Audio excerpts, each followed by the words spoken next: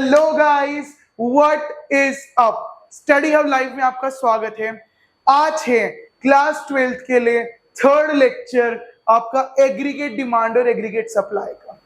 ये इसका last lecture होने वाला है इस यूनिट का, जिसमें हम पूरी की पूरी यूनिट कवर कर चुके हैं। पहला डिस्क्लेमर अगर मैं आपको दे दूं, अगर आपने पिछले 2 लेक्चर्स नहीं देखे एडीएस के वन शॉट रिवीजन के लिए, जाओ और वो देख कर आओ पहले, तब ये चैप्टर समझ आएगा कि मैंने कुछ बातें ऐसे करी है यहाँ पर जो वहां से लिंक्ड है। ओके, तो अपनी कुर्सी की पेटियां बांध लीजिए, कॉपियां निकाल लीजिए। चलिए शुरू करते हैं third chapter of aggregate demand and aggregate supply.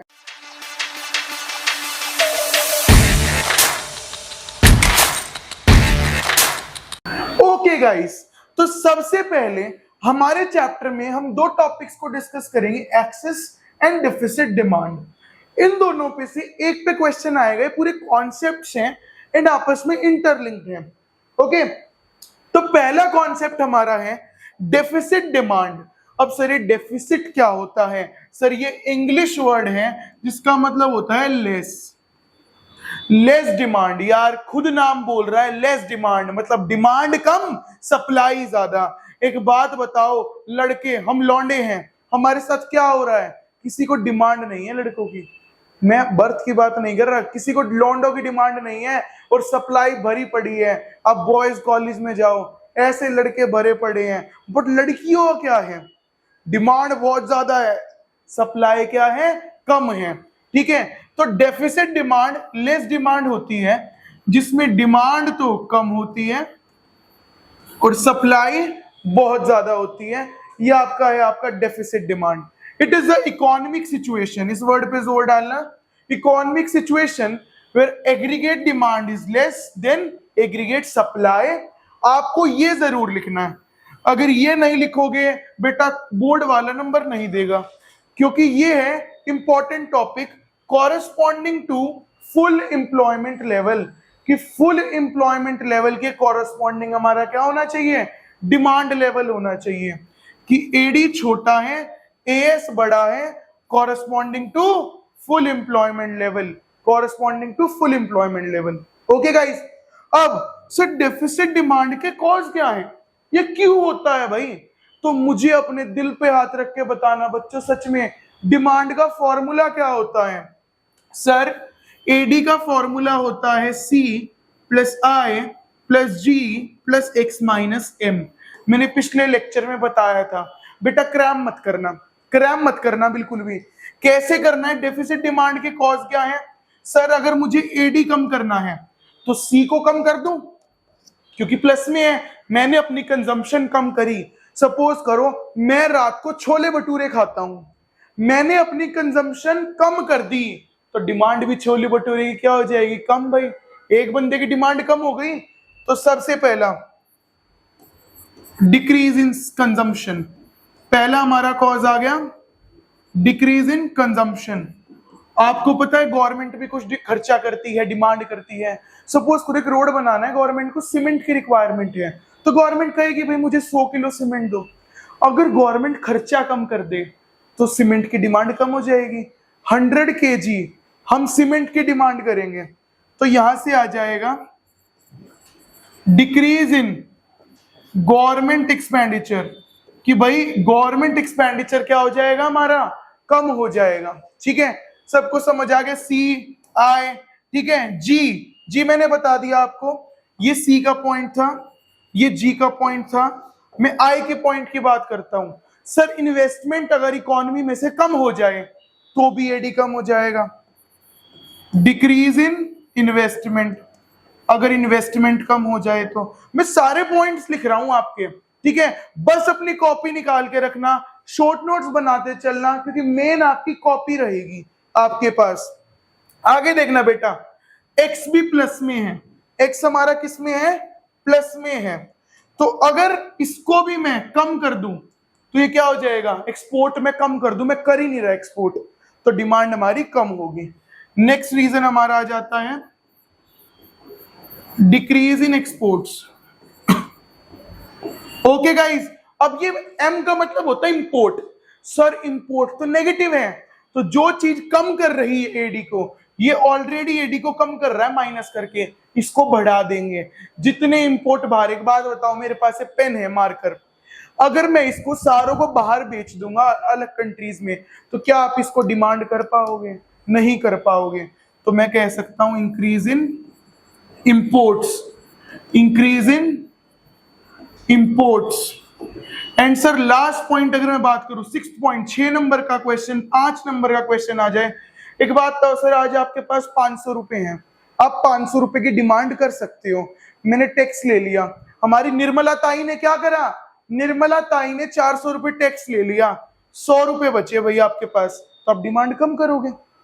तो मैं कह सकता हूं इंक्रीज इन टैक्सेस, हम टैक्स बढ़ा देते हैं, इंक्रीज इन टैक्सेस।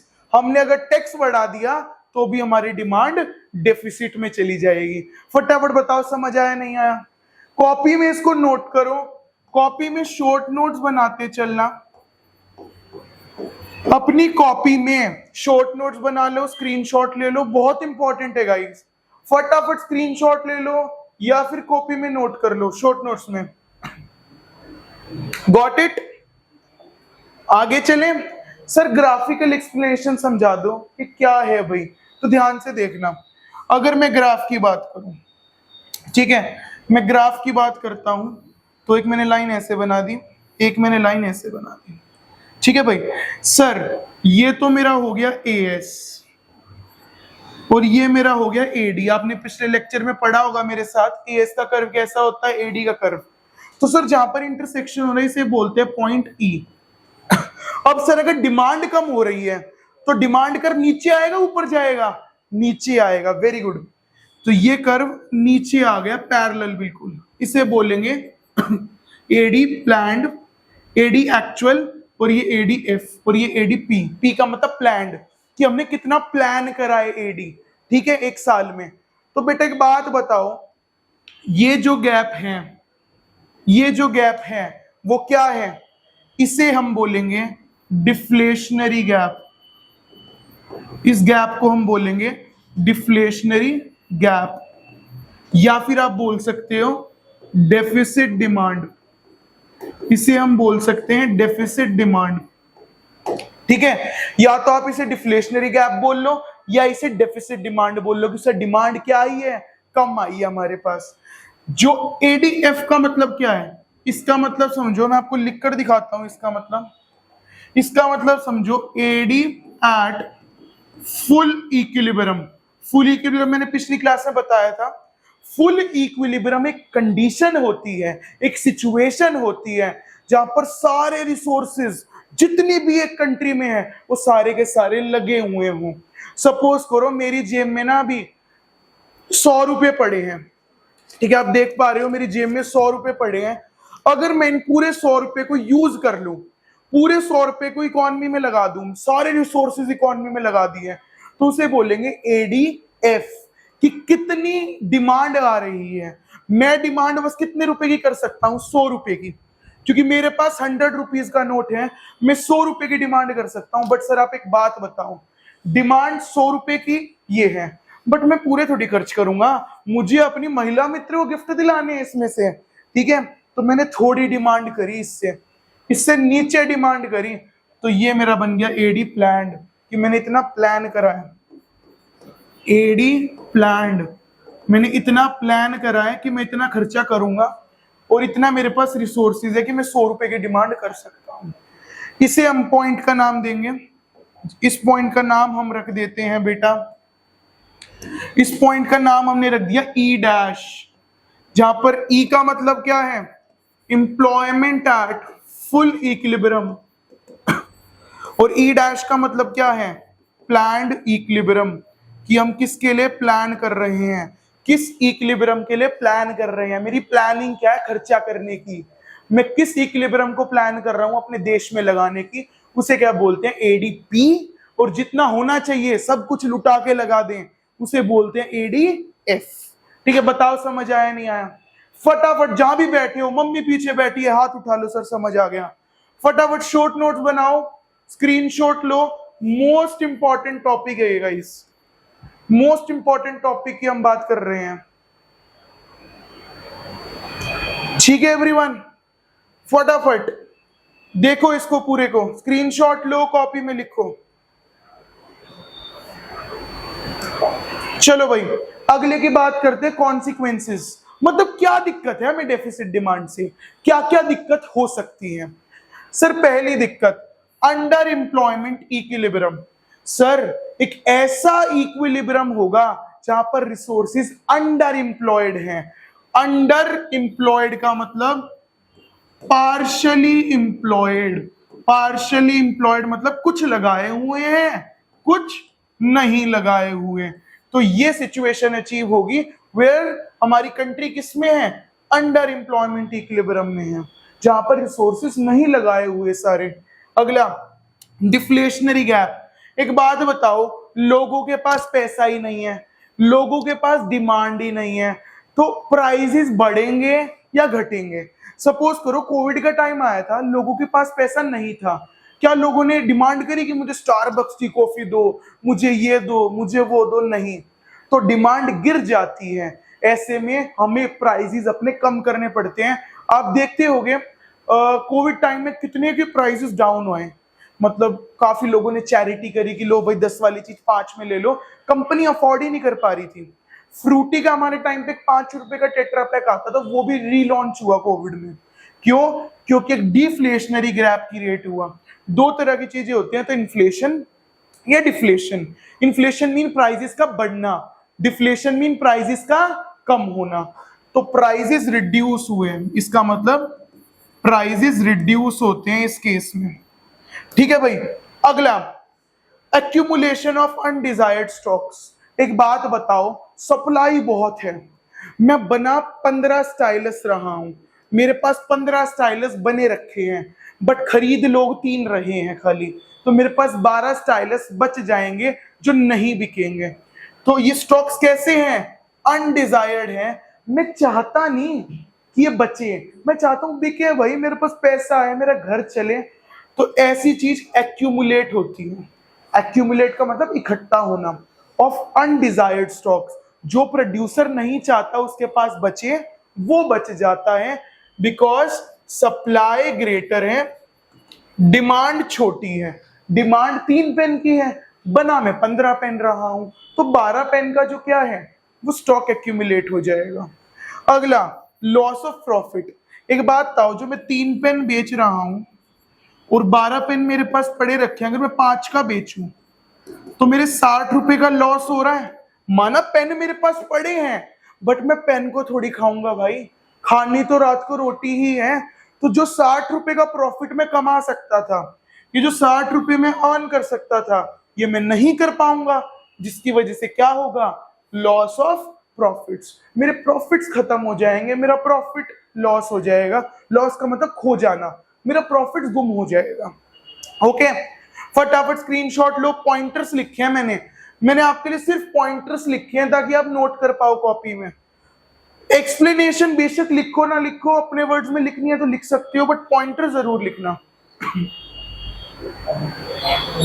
आगे चलते हैं भाई। नेक्स्ट टॉपिक है हमारा एक्सेस डिमांड। देखो बेटा, एक्सेस डिमांड क्या होता है? जहां पर एक्सेस का मतलब मोर और डिमांड का मतलब डिमांड। तो सर जहां पर डिमांड ज्यादा हो, सप्लाई कम हो, उसे क्या बोलते हैं? Excess demand. It is an economic situation where AD is greater than a, जहां पर डिमांड ज्यादा है। कॉरस्पॉन्डिंग, सर वही बात, आप तो दिन बदल गया, वीडियो बदल गई, बात नहीं बदल रहे। Corresponding to full employment level, एक ऐसी सिचुएशन जहां पर एडीएएस से बड़ा हो, corresponding to full employment level, कि जो लेवल होना चाहिए उसके रिस्पेक्ट में। जैसे आपके मम्मी पापा कंपेयर करते हैं ना कि भाई शर्मा जी के बेटे के तो इतने आए, तेरे इतने क्यों नहीं आए। तो हम इको में, ये जो है फुल एम्प्लॉयमेंट लेवल, ये इको में शर्मा जी का बेटा है, मैं लिख देता हूं, ये है शर्मा जी का बेटा।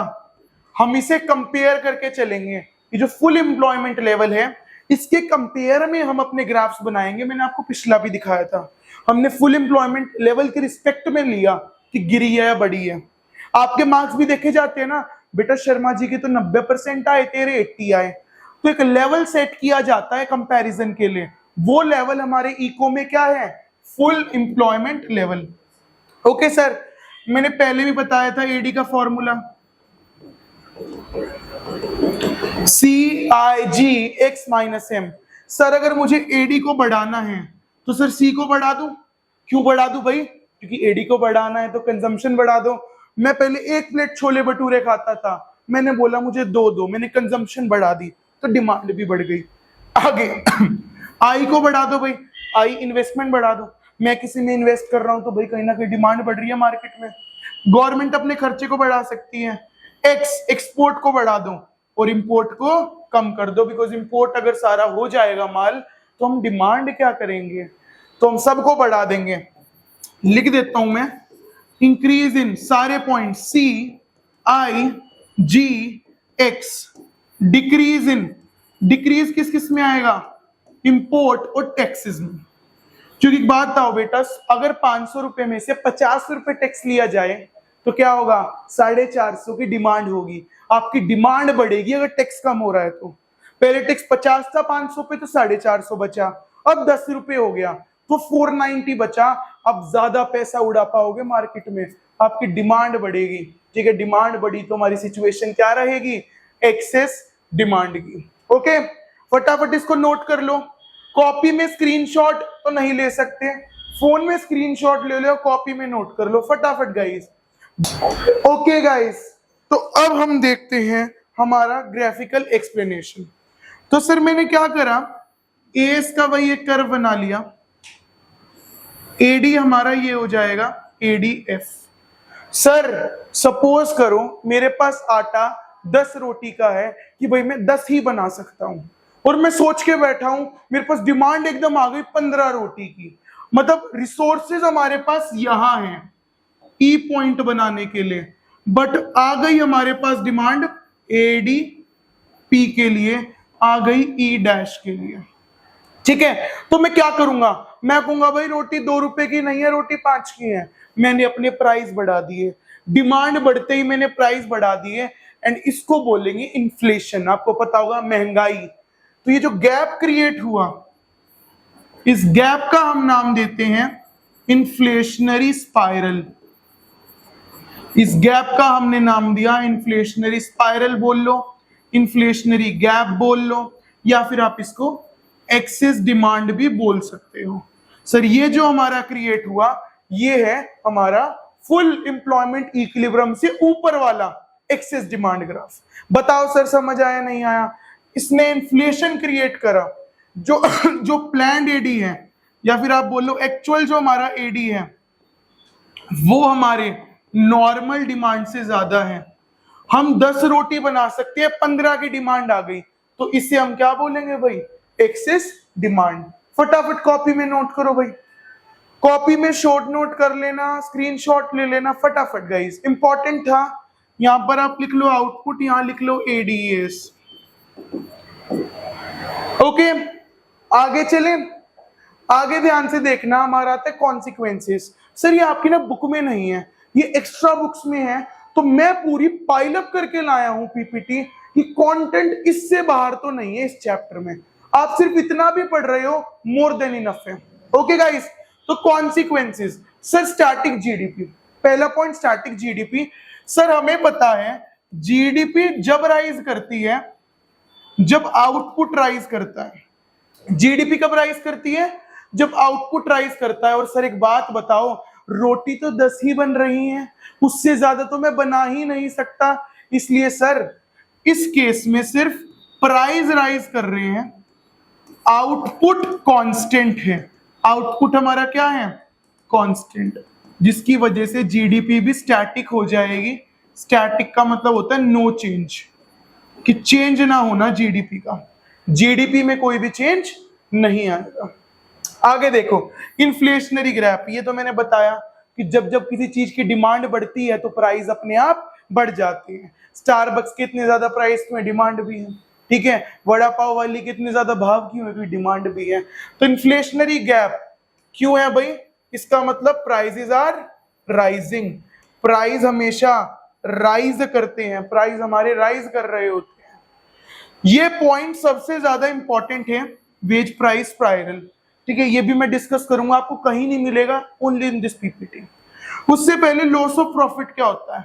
सर मेरे पास 15 कमोडिटी की डिमांड थी, मतलब 15 कमोडिटी की आई डिमांड, मैं बना खाली 10 सकता हूं, तो बच्चे वो जो 5 मुझे वापस भेजने पड़े कि भाई मेरे पास नहीं है चले जाओ, मैं उनसे भी प्रॉफिट कमा सकता था। मैं जैसे मेरे पास सीट्स नहीं है और मैं कह रहा हूं कि भाई तुम वापस चले जाओ, मेरे पास बैठाने की जगह नहीं है अपने स्टूडेंट्स को, ठीक है, तो उनसे जो मैं प्रॉफिट कमा सकता था उन 5 बंदों से, मैंने उसको खो दिया। यहां पर लॉस वो अकाउंट्स वाला नहीं है, यहां पर इसका मतलब होता है खो दिया, कि मैंने वो प्रॉफिट खो दिया, मैं वो प्रॉफिट कमा नहीं पाया, I am not able to earn that profit जो मैं कमा सकता था। ओके, अगला वेज प्राइस स्पाइरल, कि सर वेज और प्राइस ना चक्कर की तरह घूमती रहती है, स्पाइरल की तरह। कैसे? सर मैंने ना अपने गुड्स के प्राइस बढ़ा दिए पूरी मार्केट में, अब प्राइस बढ़े, ठीक है, तो तो क्या होगा, अब मैं किसी चीज के प्राइस बढ़ा रहा हूं, सारी मार्केट बढ़ा रही है, एम्प्लॉइज क्या कहेंगे, सर हमारे लिए सैलरी इनफ नहीं है, बढ़ाओ मेरी सैलरी, तो मेरे एम्प्लॉइज ने वेजेस बढ़वा ली। अब सर अगर वेजेस बढ़ी तो मेरी कॉस्ट ऑफ प्रोडक्शन क्या बढ़ेगी? बढ़ेगी, मेरी भी तो कॉस्ट बढ़ेगी, कि भाई पीछे इतना स्टाफ बैठता है, वहां उतना स्टाफ बैठता है, मेरी कॉस्ट बढ़ेगी, और जब मेरी कॉस्ट बढ़ेगी तो मैं वापस किससे लूंगा, कि मेरा खर्चा ज्यादा हो रहा है तो मेरी कमाई भी ज्यादा दो, तो मैं दोबारा क्या कर दूंगा, प्राइस बढ़ा दूंगा ताकि मैं ज्यादा कमा पाऊं। और अगर मैंने प्राइस बढ़ा दिए तो मेरे एम्प्लॉइज दोबारा शुरू कर देंगे कि सर और वेज दो मुझे, तो इससे दोबारा क्या हो जाएगा, वेजेस इंक्रीज हो जाएगी। तो ये सिलसिला चलता रहेगा, प्राइस बढ़ते रहेंगे, उसके पीछे वेज बढ़ती रहेगी, दोबारा प्राइस बढ़ेंगे, वेज बढ़ती रहेगी, ये सिलसिला चलता ही रहेगा, and this is called wage price spiral. बहुत इंपॉर्टेंट है, नोट करो गाइस फटाफट, बेहतरीन कॉन्सिक्वेंसेस लेकर आए हैं हम आपके लिए, बहुत इंपॉर्टेंट, स्क्रीनशॉट ले लो, नोट कर लो फटाफट गाइस। ओके, चलो भाई आगे हम देखेंगे कि सर हम कैसे सही करें ये जो इन्फ्लेशन, प्राइसेस बढ़े, डिफ्लेशन। थोड़ा सा मैं रिकैप दे दूं, मनी सप्लाई, मनी बैंकिंग में हम क्या करते थे, सर इन्फ्लेशन है लोगों से पैसा खींच लो, डिफ्लेशन है लोगों के पास पैसा नहीं है लोगों को पैसा दे दो, ठीक है, तो मनी बैंकिंग से रिलेटेड है कि सर बैंक रेट को अगर हमने बढ़ा दिया, ये बढ़ाएंगे एक्सेस डिमांड में, इन्फ्लेशन में, और कम किस में कर देंगे, डेफिसिट डिमांड में। क्यों? बैंक का रेट पैसा खींच लेता है, बैंक कहता है दो भाई, आरबीआई कहता है दो मुझे पैसा, ठीक है, तो वो ले लेता है, और हमारा डेफिसिट डिमांड है तो हम पैसा छोड़ देते हैं। रेपो रेट को भी सेम करेंगे सर, एक्सेस डिमांड में बढ़ा देंगे, डेफिसिट डिमांड में कम कर देंगे। आपको पता होना चाहिए रेपो रेट भी सेम काम करता है। रिवर्स रेपो रेट इसका उल्टा है सर, एक्सेस डिमांड में कम, डेफिसिट डिमांड में ज्यादा। ओपन मार्केट ऑपरेशन, सर अगर मुझे पैसा खींचना है तो मैं मार्केट में बेच दूंगा ये पेन, मुझे आपसे 10 रुपए खींचने तो मैं पेन बेच दूंगा, और मुझे अगर 10 रुपए मार्केट में छोड़ने तो मैं पेन खरीद लूंगा। तो इसमें हम बाय करते हैं डेफिसिट डिमांड में, सेल करते हैं एक्सेस डिमांड में। ओके, सीआरआर एसएलआर का सेम, इंक्रीज कर दो एक्सेस डिमांड में, डिक्रीज कर दो डेफिसिट डिमांड में। आगे भाई मोरल सुएशन, प्यार से समझाना, रैशनिंग करना, इसको लिबरल कर देंगे, मतलब इजी, लिबरल बोल लो, इजी बोल लो, किसमें, डेफिसिट डिमांड में, और इसको स्ट्रिक्ट किस में करेंगे, एक्सेस डिमांड। हम एक्सेस डिमांड में बोलेंगे बेटा फटाफट लोन देना बंद करो लोगों को, और डेफिसिट डिमांड में कहेंगे दे दो आराम से दो। तो ये सारे थे मॉनेटरी मेजर। मॉनेटरी पॉलिसी आपको पता होगा ये आरबीआई लेकर आती है, फिस्कल पॉलिसी कौन लेकर आता है, गवर्नमेंट ऑफ इंडिया। ओके, अब गवर्नमेंट क्या करेगी, भाई मुझे लोगों से पैसा खींचना है, एक्सेस डिमांड है, टैक्सेस को इंक्रीज कर देंगे, और कम करने का मतलब डेफिसिट डिमांड, पैसा छोड़ देंगे, जाओ ऐश मारो बच्चों, टैक्स नहीं ले रहे हम आपसे। गवर्नमेंट खर्चा कब करेगी, देखो जितना ज्यादा मार्केट में खर्चा होगा डिमांड बढ़ेगी उतनी, सीमेंट भी लेनी है वो भी लेना है, तो हम खर्चे को कम करेंगे एक्सेस डिमांड में, बढ़ा देंगे डेफिसिट डिमांड में। पब्लिक डेट, एक बात तो लोगों के पास 10 रुपए थे, मैंने उधार ले लिए 10 रुपए, नहीं दे रहा मैं, किसमें, एक्सेस डिमांड में। ये हम बढ़ा देंगे एक्सेस डिमांड में, कम कर देंगे डेफिसिट डिमांड में। बोरोइंग फ्रॉम आरबीआई, एक बात बताओ, मैं आरबीआई से बोरो करके मार्केट में कब लगाऊंगा? डेफिसिट डिमांड में। और आरबीआई से बोरो कब नहीं करूंगा? कि मुझे लगाना ही नहीं है मार्केट में, एक्सेस डिमांड में। इंक्रीज होगी डेफिसिट डिमांड में, डिक्रीज होगी एक्सेस डिमांड में। इसके लिए आपको मनी बैंकिंग चैप्टर पूरा अच्छे से आना चाहिए। फटाफट नोट करो गाइस, स्क्रीनशॉट ले लो इसका, बहुत बेहतरीन आपकी ये स्लाइड है जिसमें हम इफेक्ट्स पढ़ने वाले हैं इन्फ्लेशन डिफ्लेशन के इन चीजों पे। अब कुछ हमारे ब्रह्मास्त्र क्वेश्चन जो पेपर से काफी ज्यादा रिलेट करेंगे। ओके, पहला क्वेश्चन कि sir employment beyond full equilibrium is better, but equilibrium at full employment better than this situation. मतलब सर एम्प्लॉयमेंट ऊपर हो जाए बट इक्विलिब्रियम ऊपर नहीं होना चाहिए। सर एक बात बताओ, मैं 10 बंदों को जॉब दे सकता हूँ, मैं 15 को दे रहा हूँ, ये तो इकोनॉमी के लिए अच्छी बात है, हम ज्यादा को एम्प्लॉयमेंट दे पा रहे हैं। बट मैंने आपको बताया जब डिमांड बढ़ती है फुल इक्विलिब्रियम से उसका कोई फायदा नहीं है।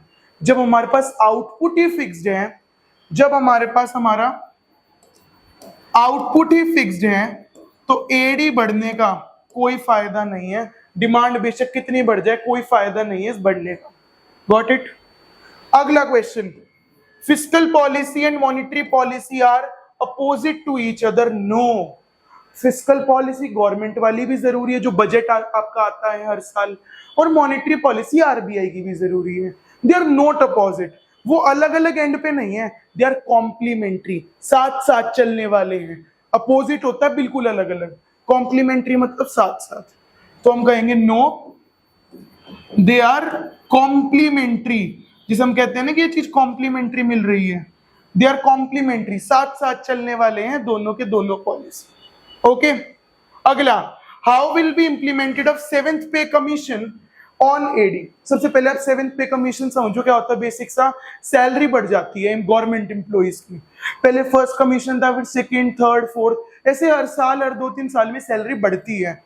तो अगर मार्केट में 7th पे कमीशन आया तो लोगों की इनकम बढ़ेगी, इनकम बढ़ेगी तो पर्सनल डिस्पोजेबल इनकम बढ़ेगी। आपको 3 शब्द जरूर यूज करने हैं, पर्सनल डिस्पोजेबल इनकम, पीडीआई। अगर हमारी पीडीआई बढ़ी तो डिमांड भी क्या होगा? बढ़ जाएगी। अगर मेरी इनकम बढ़ रही है तो मैं ज्यादा डिमांड करूंगा, मुझे ये भी दो, ये भी दो, ये भी दो, ये भी दो। ज्यादा डिमांड होगी तो कंट्री पे डिमांड का स्टेटस अपर जाएगा, ऊपर जाएगी डिमांड। तो इस तरह एडी इफेक्ट होगी इकोनॉमी में कि अगर 7th पे कमीशन आता है तो डिमांड बढ़ेगी, ठीक है, एडी बढ़ेगी। फटाफट कुछ क्वेश्चन लिखना हो, आंसर लिखना हो, नोट कर लो कॉपी में, स्क्रीनशॉट ले लो गाइस। अगला, अब भाई मैंने तो तुम्हें पढ़ा दिया, मुझे कैसे पता लगेगा आपको आया है? तो ये आपका होमवर्क क्वेश्चन है, वीडियो रुक जानी चाहिए बट होमवर्क क्वेश्चन आपके लिए है। इसके आंसर आपको नीचे दी गई मेल आईडी पे हमें मेल करने हैं। आई माई सेल्फ विल चेक कि आपका आंसर सही है गलत। फटाफट एक स्क्रीनशॉट ले लो क्वेश्चन का। वीडियो खत्म होते ही मैं तो जाऊंगा सीधा नीचे कमेंट सेक्शन में आपका इस आंसर का वेट करने। ओके गाइस, तो ये लेक्चर हमारा इतना ही था। आई होप आपको समझ आया हो। तो आपको मेरे 3 काम करने हैं, 1, 2, 3। सबसे पहले जो हमारे YouTube वाले बच्चे हैं उन्हें लाइक करना है फॉर अ कांस्टेंट मोटिवेशन कि हम आपके लिए ऐसी वीडियोस और लेकर आए। आपको सब्सक्राइब करना है क्योंकि हमारी क्लासेस TTS लाइव होती हैं, और जो रिकॉर्डेड देख रहे हैं उनके लिए भी रिकॉर्डेड लाइव होती हैं। तो उसके लिए सब्सक्राइब कर लो ताकि सारी क्लासेस आपके पास आ जाएं। कमेंट्स में अपने डाउट्स लो, कोई भी इस लेक्चर में आपको डाउट हो कमेंट सेक्शन में करो, हमारे दिए गए नंबर पे, जो मैंने पीछे नंबर दिया था आपको दिया भी मिला है, आप इस पे भी मैसेज करके अपने डाउट्स ले सकते हो। And if you belong to Delhi, Delhi से आप बिलोंग करते हो और आप हमारे साथ ऑफलाइन पढ़ना चाहते हो, इस नंबर पे मैसेज डालो। अगर कोई सीट वेकेंट हुई तो हम जरूर आपको देंगे और साथ में मिलके खूब सारी मस्ती करने वाले हैं। अगर आप इंडिया के किसी और कोने से हो तो हमारा सक्सेस बैच ऐप पर, आप प्ले स्टोर पे भी ऐप स्टोर पे भी आपको मिल जाएगा। सक्सेस बैच लाइव है जिसमें मैं आपको पूरा commerce, accounts, eco, business, maths पढ़ाने वाला हूँ। ठीक है, पूरे कॉमर्स में काफी मस्ती मजाक पढ़ाई होने वाली है। ये बैच कुछ टाइम के लिए, ये 10,000 पूरे, जब तक आपकी एग्जाम वैलिडिटी, जब तक आपके एग्जाम नहीं हो जाते, हमारा ये बैच पूरे 50% ऑफ पे 6,000 प्लस जीएसटी का ये बैच चलने वाला है पूरे एग्जाम तक। तो अगर आपको कुछ नहीं करना, कोई दिक्कत नहीं है, हमारा YouTube हमेशा ओपन रहेगा। ठीक है, जिसमें हम काफी कुछ लाने वाले हैं, काफी कुछ वीडियोस आप देखने वाले हो कि पेपर कैसे करना है, क्या अटेम्प्ट करना है, क्या नहीं करना है, काफी कुछ आने वाला है। हमारे YouTube के साथ जुड़ जाइए, मैसेज कर दीजिए कोई डाउट है तो। हम मिलेंगे अगले लेक्चर में। वीडियो बंद हो जाए बट पढ़ना बंद नहीं होना चाहिए। Till then bye bye, have a nice day.